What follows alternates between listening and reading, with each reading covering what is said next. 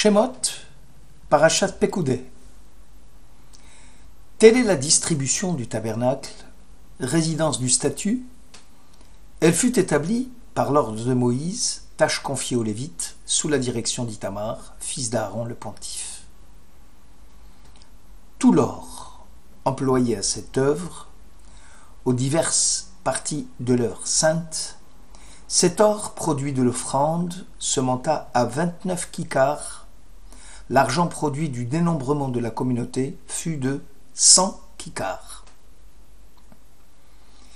Puis on fit le saint costume d'Aaron, ainsi que l'Éternel avait prescrit. La ceinture servant à fixer l'éphod faisait partie de son tissu. Or, azur, pourpre, écarlate, lin retors, comme l'Éternel l'avait prescrit à Moïse. On mit alors les épaulières sur l'éphod, comme pierre de souvenir pour Israël, ainsi que l'Éternel l'avait ordonné à Moïse. Puis on confectionna le pectoral damassé à la façon de l'éphod.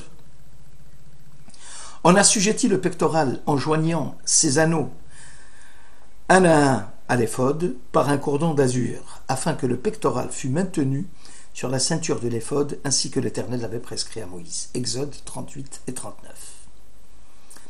Le Beth Halevi précise que la répétition de la phrase « comme l'Éternel l'avait prescrite à Moïse » concernant la confection du tabernacle n'est pas fortuite. Son emploi fréquent devait avertir Israël de ne pas comparer les objets les uns aux autres, et surtout ne pas ériger des formes et des symboles selon leur inspiration artistique sans tenir compte de la chose prescrite à Moïse par l'Éternel. De plus, Israël devait se méfier de l'erreur qui consisterait à créer des images d'idolâtrie selon leur bon vouloir, car l'accent mis sur le respect strict des prescriptions divines montre à l'évidence que la confection du tabernacle était là pour réparer la faute du veau d'or. L'acte généreux et bénévole, suivi d'un zèle sans pareil dans l'engagement pris par le peuple, manifeste l'attachement d'Israël à Dieu. Cet acte procède d'un amour profond pour la chose sacrée. Et il est convenu qu'en agissant ainsi, même les fautes préméditées vont se transformer en mérite. Aussi, Moïse, à la vue de l'ouvrage achevé, va bénir le peuple en disant que la volonté de Dieu soit à ce que la providence accompagne les œuvres de vos mains. Autrement dit, que même les activités interdites se métamorphosent en activités permises, à partir du moment où le peuple a entamé sa pénitence dans un processus évolutif d'attachement à Dieu.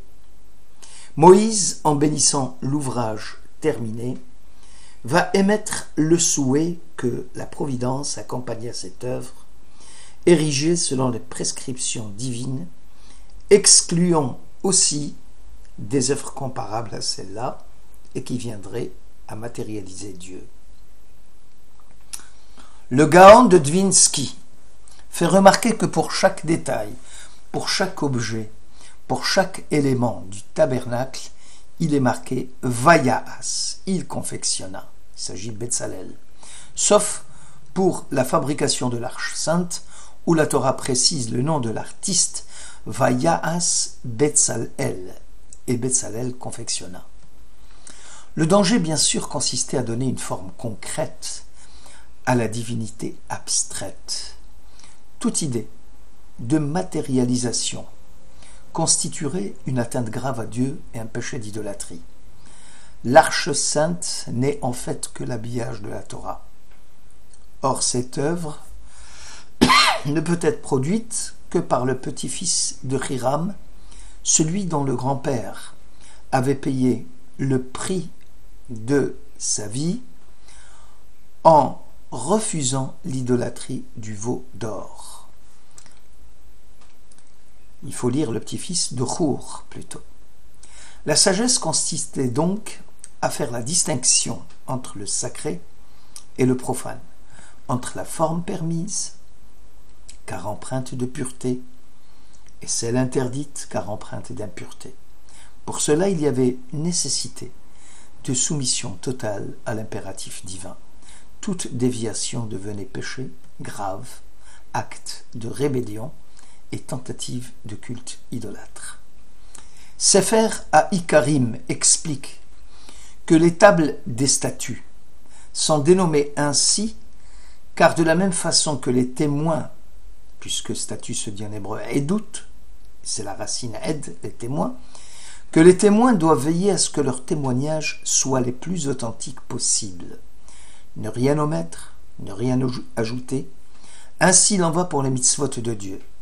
Tout acte d'observance, jusqu'aux attitudes de la vie intérieure, en relation avec autrui, aussi bien qu'en relation avec nous-mêmes, doivent être accomplis en conformité avec la volonté divine.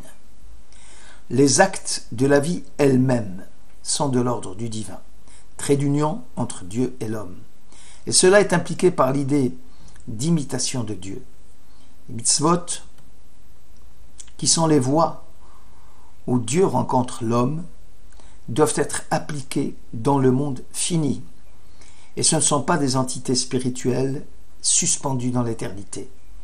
Elles ne supportent pas les changements ni les modifications, car elles sont des points d'éternité dans le flux de la temporalité. Notre mission sur terre est de les appliquer comme telles, car chaque mitzvah renferme des mystères, des fins spirituelles, et constitue un appel à la personne, une exigence de Dieu, et non une idée abstraite.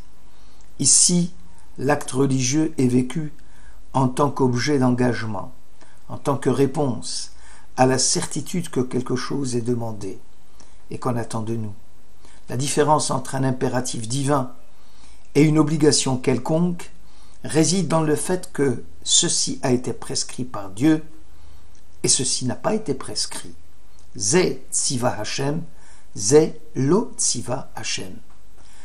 Pas moins de 18 fois, le texte sacré va utiliser l'expression « comme Dieu l'avait ordonné ». Selon le traité Yerushalmi, cela correspond aux 18 bénédictions que nous trouvons dans la Hamida. Le Gour Aryeh fait remarquer que dans la section Teruma, Dieu a donné la priorité aux objets du tabernacle plutôt qu'à son érection. Dans la section Kitissa Vayakel, c'est le tabernacle qui passe avant la confection de ces objets. Pourquoi de tels changements? Moïse est le guide spirituel du peuple juif. Il livra à Betsalel les priorités de l'ouvrage, selon le contenu spirituel de ces objets. Betsalel, l'artiste inspiré de Dieu, confectionna l'œuvre selon les plans techniques et architecturaux, à savoir, on bâtit l'édifice, et ce n'est qu'après qu'on choisit les meubles, en fonction de l'espace ainsi conçu. Moïse fut agréablement surpris des initiatives audacieuses de Betsalel, allant jusqu'à s'écrier « Étais-tu à l'ombre du Seigneur ?» Puisque Betsalel, à l'ombre du Seigneur. Car tu as fait exactement ce qu'on m'avait dit là-haut de te rapporter. La littérature chassidique va s'intéresser au changement des priorités entre Moïse et Betsalel dans l'art de bâtir le tabernacle et ses différents éléments. Le Malbim précise que Moïse avait l'intention de ramener le monde dans lequel il évoluait à ce qu'il avait été avant la faute d'Adam. Ici, le contenu prenait le pas sur la forme. Le noyau était plus important que l'enveloppe qui l'entourait. En d'autres termes, par l'acte de la pénitence, Israël revivait l'ère pré-sinaïtique où Dieu avait révélé son nom à son peuple et celui-ci était capable d'éprouver un sentiment, mais aussi de participer à une crainte qui submergeait le monde. Ainsi, le monde reconstitué serait celui de la spiritualité, dépourvu de toute forme de matérialité. Or, Betsalel avait compris qu'on ne pouvait ramener les aiguilles de l'histoire en arrière, puisque la faute du veau d'or, même si apparemment elle fut pardonnée, fait que la Teshuvah a du mal à se frayer un chemin direct en vue d'accéder au trône céleste. Il y aurait encore un grand nombre d'accusations qui ne pouvaient s'accommoder du péché en question. Moïse avait finalement reconnu la justesse de vue des positions de l'artiste, en admettant que nous vivons encore dans un monde d'ombre, dans lequel, disent les chassidim, l'écorce, la clipa, l'enveloppe, l'extériorité des choses étaient pour l'instant prédominantes. Le tabernacle doit être conçu avant les éléments qui le composent, et ce, malgré la Teshuvah. Pour le Khatam Sofer, l'ère messianique mettrait un terme final à l'extériorité des choses, à la matérialité de l'univers.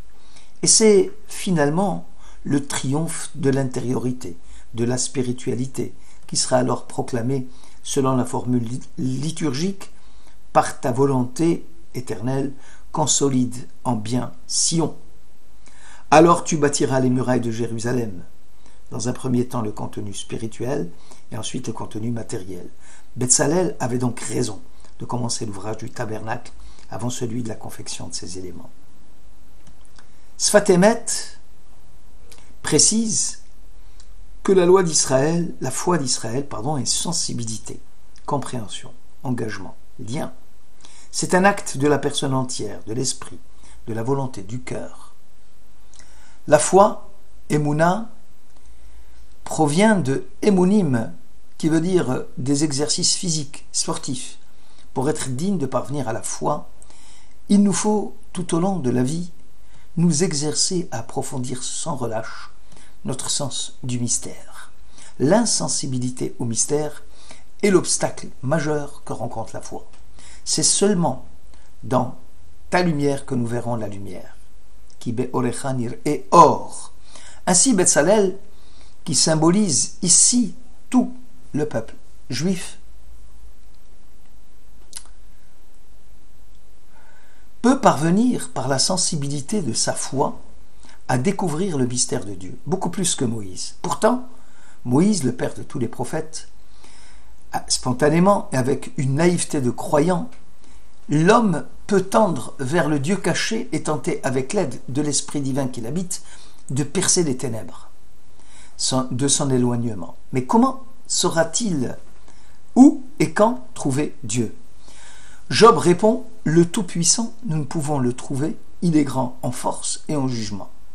Le Zohar apporte des éléments de réponse. Levez les yeux en haut, c'est où Marom Enechem. Ainsi vous connaîtrez que c'est l'ancien mystérieux, dont l'essence peut être vue, mais non pas trouvée, qui a créé cela. Et l'homme, une fois parvenu à l'extrême limite de sa recherche et de sa réflexion, s'arrête pour dire « Mais que connais-tu? À quoi ont abouti tes recherches ?» La foi est précédée par la crainte, par des actes d'étonnement à l'égard des choses que nous appréhendons sans pouvoir les comprendre. Seul celui qui a appris à voir les miracles qui nous entourent chaque jour pourra atteindre les intuitions de la foi. Or Achaïm Akadosh développe l'idée de la sainteté du clan d'Israël à travers le verset. Israël fit tout ce que Dieu avait ordonné à Moïse. La Torah est l'héritage de tout Israël sans exception. Quiconque la garde pour lui tout seul, ne serait-ce qu'en partie, commet une grave transgression. L'héritage de la communauté de Jacob représente l'héritage de tous les Juifs à travers toutes les générations, dans toutes leurs errances, même les plus éloignées.